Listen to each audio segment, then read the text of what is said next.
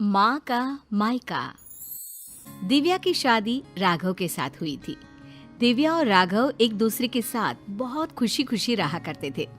दिव्या एक मध्यम वर्गीय परिवार की लड़की थी, लेकिन दिव्या की सास अनीता जी का मायका काफी पैसे वाला था और अनीता जी अपने पैसे वाले मायके की वजह से काफी घमंड भी किया करती थी। एक दिन सुबह के वक्त, मम्मी जी मैं सोच रही थी अपने मायके जाकर आ जाती हूँ, बहुत दिन हो गया है ना। हाँ मम्मी, पूरा 1 साल हो गया है दिव्या को अपने घर गए। कुछ दिन रहेगी तो उसका मन बदल जाएगा। हाँ हाँ, क्यों नहीं बेटा, आराम से अपने मायके जाकर आओ। अरे भाई, लड़कियों को अपने मायके जाना भी चाहिए, वो भी तो तुम्हारा घर है, जरूर जाओ बेटा। ठीक है दिव्या, मैं 2 दिन बाद की टिकट करवा लेता हूँ, तुम्हें छोड़कर आ जाऊंगा। अरे तुम्हें जाने की क्या जरूरत है बेटा, बहू खुद भी तो जा सकती है ना, ट्रेन में बैठकर ही तो जाना है। लेकिन मम्मी अच्छा थोड़ी ना लगेगा, इतने दिनों बाद दिव्या अपने घर जाएगी, वो भी अकेले। अरे ठीक है ना बेटा, तुम क्यों अपनी छुट्टी खराब कर रहे हो बिना बात के। इन छुट्टियों को कभी इमरजेंसी के लिए बचा कर रखो, काम आएंगी। और बहू का क्या है, 2 दिन मायके जाकर वापस आ जाएगी। कोई बात नहीं राघव, मम्मी जी ठीक कह रही हैं, बेकार में ही मुझे लाने छोड़ने में आपकी छुट्टियां खराब हो जाएंगी। वैसे बहू, तुम्हारा भाई भी तो तुम्हें लेने आ सकता है। शादी के बाद तो बेटियों को लेने अक्सर उनके भाई ही आते हैं। तुम्हारी मम्मी ने नहीं बताया तुम्हें? कोई बात नहीं मम्मी जी, अभी आप ही ने तो कहा ना कि मैं अकेले जा सकती हूँ, तो मैं अकेले चली जाऊंगी। अरे बहू, कहीं ऐसा तो नहीं ना कि किराए के पैसों की वजह से तुम्हारा भाई तुम्हें लेने नहीं आ रहा। तुम्हारे मायके वाले सोच रहे होंगे कि बिना बात का खर्चा जो हो जाएगा उनका। मम्मी, आप दिव्या से ऐसे क्यों कह रही हैं? अरे तो इसमें गलत क्या कह रही हूँ भाई, पैसों की चिंता सबको होती है। नहीं नहीं मम्मी, ऐसी कोई बात नहीं है। मेरे घर वाले मेरे किराए के पैसे तो कम से कम खर्च कर ही सकते हैं। 2 दिन के बाद दिव्या अकेले ही अपने मायके चली जाती है। उसके मायके जाने के बाद, राघव बेटा, तुम्हारी शादी ना हमने गलत घर में कर दी। अब क्या हुआ माँ? दिव्या से कोई शिकायत है क्या आपको? आपने मुझे उसके घर भी नहीं जाने दिया। अरे क्या करेगा वहां जाकर, जब भी जाता है ढंग के तोहफे तक नहीं देते वो लोग। वो तो ये भी नहीं जानते कि दामाद की खातिरदारी कैसे करनी चाहिए। मम्मी, आजकल के जमाने में कौन इन सब बातों के बारे में सोचता है? कभी तेरे पापा से पूछना, आज भी मेरे साथ जब मायके जाते हैं ना तेरी नानी के घर, तो पूछ कितनी खातिरदारी होती है उनकी वहां पर।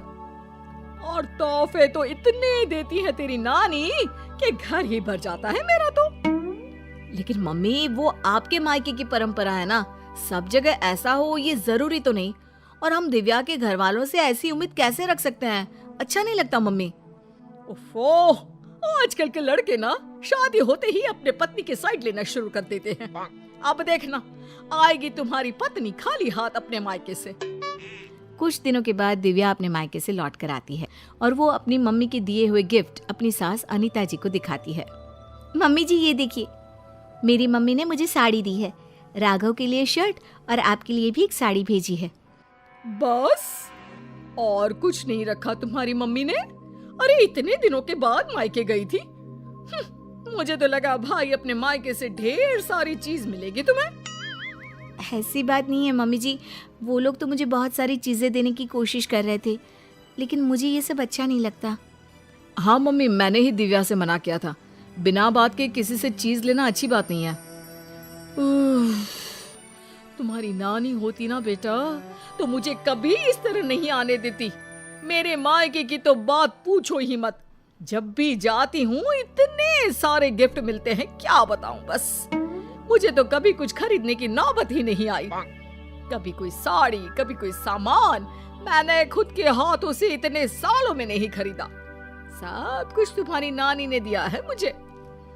मम्मी, अब वक्त बदल गया है, वो आपका मायका है, दिव्या का परिवार पूरी तरह से अलग है।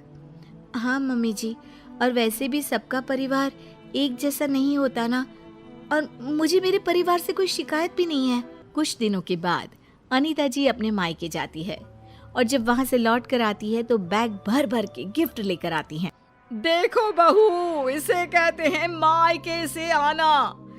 अरे भाई, इतना सामान हो गया था कि क्या बताऊं।